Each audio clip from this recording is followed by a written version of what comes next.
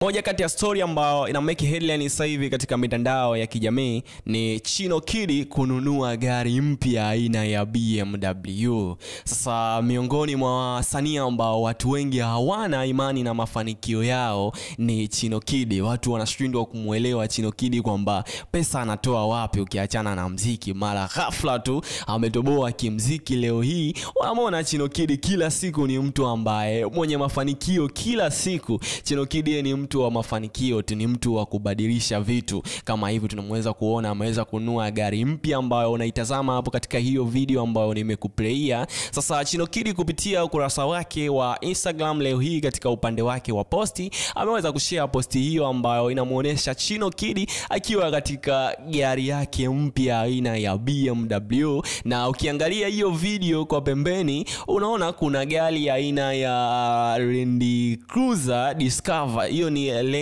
Land Rover Discover kama sikosei. Sasa watu wengi wamekuja katika upande wa comment wakawa wanajiuliza kwamba hizi gari mbili ambazo unatuoneshea Chino Kid zote ni za kwako ama hii gari ya kwanza ambayo umetuoneshea hapa aina ya BMW ambayo imeandikwa kabisa wana mania kwako. Sasa watu wengi wameshindwa kumuelewa Chino Kid kwa the way ambavyo mafanikio yake yanakuja na the way ambavyo anakuwa kila siku. Kuna watu ambao wanasema kwamba Chino Kid ni mtu ambaye anatumia nguvu za giza, na wengine wanasema kwamba Chino Kid ukiachana na biashara ya muziki kuna biashara zingine ambazo anazifanya. Sasa kuna ambaye mwenye majibu sahihi zaidi yeye mwenyewe Chino Kid ndo anayejua. Lakini Chino Kid mwenyewe kupitia ukurasa wake wa Instagram baada ya kuposti video hii ya kumuonesha yeye akiwa katika gari yake mpya akiwa anaitesti akawa ameandika kwamba only God, kwamba kila kitu ambacho kinaendelea katika maisha yake na kila mafanikio ambayo yanakuja katika mafanikio yake, basi hakuna kitu kingine chochote ambacho kinashirikishwa ama mtu mwingine yeyote ambaye anatia mkono katikati ya mafanikio yake zaidi ya Mungu pekee. Ndo zaidi ya Mungu pekee ndo anamwamini zaidi, yani hakuna kitu kingine chochote ambacho anakiamini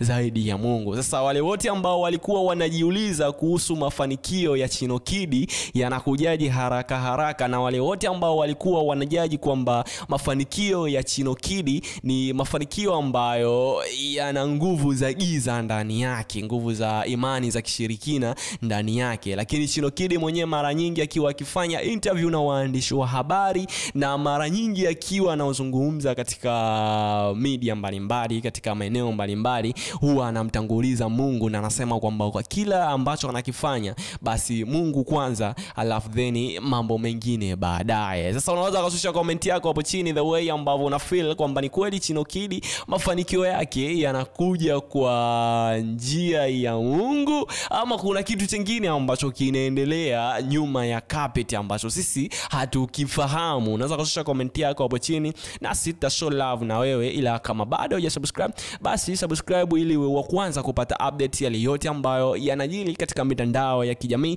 hususan katika masuala mazima ya entertainment story ndani na nje ya mitandao. Nami niko hapa kukufikishia kile ambacho kinajiri katika mitandao ya kijamii. Can call me Ramili. Thank you, tukutane katika another story.